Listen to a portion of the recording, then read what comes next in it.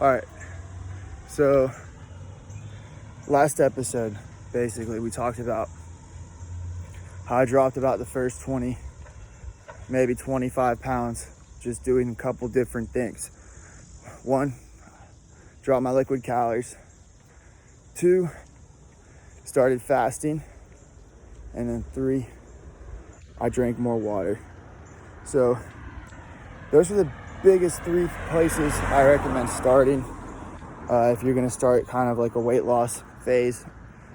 And I rode that for a while, pretty much did it for like 4 months or so. And then I kind of wanted to go on to this topic now. And that was just the first start. Like the first start was about 4 months. So these things take time. So what I want to talk about in this video is patience, right? Because if you're trying to go for a big recomp, is what I call this pretty much, is like a recomposition where you pretty much take your body and you come out the other side looking like a different person. It takes a while. Like, it doesn't happen quick. You want to do it slow. It's better to do it as slow as possible. And I think this is what a lot of people don't understand, is that they want to get the results, right, in 90 days. And yeah, that's great. You can do that. But you're more likely to rebound if you do it like that, in my opinion, because it's too extreme and it's too quick. If you want to hold off the weight, you might as well do it for a longer time and enjoy yourself while you're doing it. And in this video, I'm also going to kind of go into what I think about diet breaks and how I incorporated them. But yeah, I want to just make this point that, like, you really got to be patient. Like, this is not a race. And when you go online, I know you guys all see these 90-day transformations, 60-day transformations, 30-day transformations, but these are usually people who are pretty good at what they do. It's what they do for a living. So you got to take that into account. And also, these people have deadlines. They have photo shoots. They have, actors have deadlines for movies. When they're getting like that, you can do it, and that's like for sure, but like, you don't have a deadline. So why do you need to rush it? You know what I mean? Like, take your time. Like, there is no rush. This is about doing it the healthy way. So you want to take your time. You don't need to rush the weight loss, because if you rush it, when you get to the end, it's going to be a lot harder to maintain, and your calorie deficit's going to be higher. So you might slow your metabolism down, and that's not what you want. If you're trying to do this long term, it's better to do it as slow as possible, in my opinion. So that's kind of what I want to hop in here and be like, add on to that topic and trying to keep your metabolism working fast, right? I've always never had the fastest metabolism. Now I do. I had to train my body. It took a few years. You know what I mean? Like, when I was younger, I had to diet at maybe like 1,600 calories. And then every time I've dieted since, it's been sub under 2,000 calories. And for a guy my size, like, I'm 6 feet, guys. So that's not a lot of calories. I was never blessed with like the fastest metabolism by any means. And that's what happens as a result of putting on muscle over so many years, if that makes sense. But the last thing you want to do when you're kind of starting a diet and you're trying to do this long term is slow down your metabolism. You want to keep it working as fast as possible. So when you get to the end of this, you can be super lean. You can eat more food than you could before, and it's going to be easier to maintain. Does that make sense? If you try and rush this process, if you try and decrease your calories too much, you're going to have a harder time at the end maintaining it, because your metabolism will slow down with you. So what I did, what a lot of people do, this is actually in the literature too, there's a lot of studies on this, they incorporate diet breaks.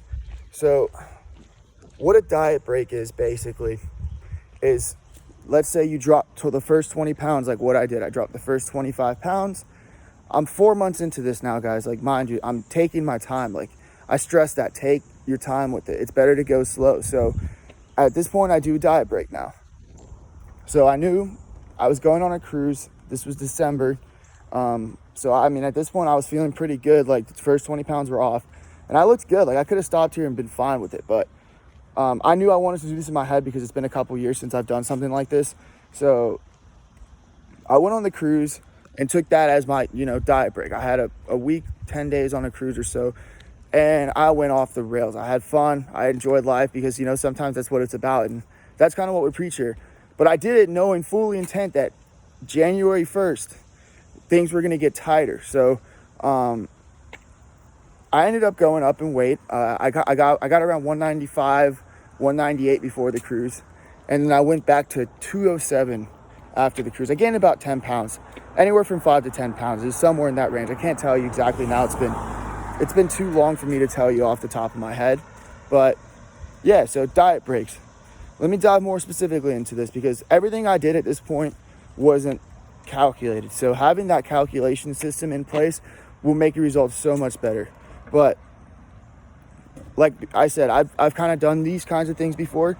So I knew I could get away with eyeballing and having a little bit of fun, knowing that it would probably take longer, but that's fun. Like I said, that's why I say be patient. You don't need a deadline. Like, have fun with it. Take your time. Take breaks as you need to, but be mindful about it. So how I would approach doing a diet break, if you want to do it the right way and maximize your results.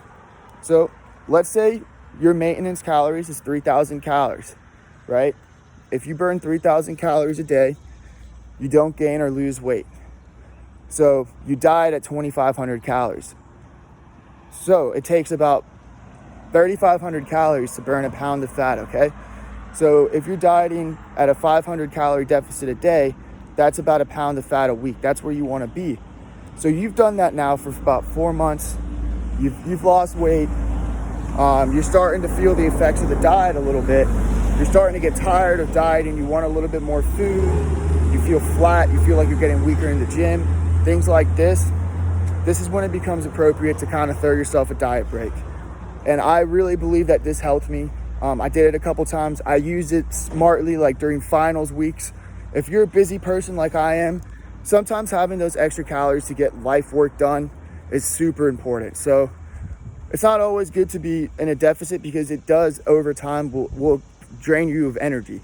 So giving yourself that diet break where you kind of come back to maintenance. So like I said before, if you burn 2,500 calories on a deficit, your maintenance is 3,000. So you just throw yourself back at maintenance for about a week, for about 2 weeks. You won't gain any weight, and you'll feel much better. It'll kickstart your metabolism back up, right? So your metabolism is going to be fighting. Your body doesn't want to lose 30, 40, 50 pounds. So the body fights that by slowing its metabolism down, right? So that's to preserve more energy, because it knows you're not eating. So it fights you by slowing its metabolism down. When you kind of throw more food here at this point, and it's got to be calculated, guys. If I'm saying, a lot of you, I know that if you go off the rails for 1 week, and I just have to be straight up, you won't come back to the diet. You know what I mean? You have to know that you will come back to the diet. Because if you don't have that discipline, then don't do this at all. But if you want to do it the right way and you have a little bit of experience with this, I definitely recommend it.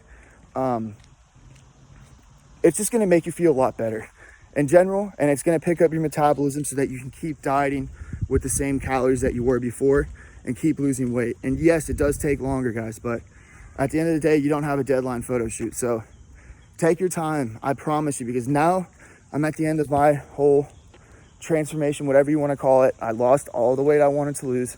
And I'm increasing my calories every week with the reverse diet, and now I'm eating 2,600 calories. Mind you, I was dieting under 1,800 calories sometimes. So that's why I practice, volumizing your food, drinking lots of liquids, intermittent fasting. Things like that make this so much more sustainable for me.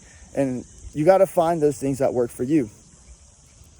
But we'll continue talking as we keep going episode to episode. I'm going to cut this one off right here because I feel like we've got everything that we need to for this one. But anyways, if you've made it all the way down here to the end of the video, drop a comment, say what's up. We're going to keep shooting these out. For whatever reason, now I've got so much inspiration to get on the camera and talk. So I think maybe because I've been sitting at a desk for like the last year.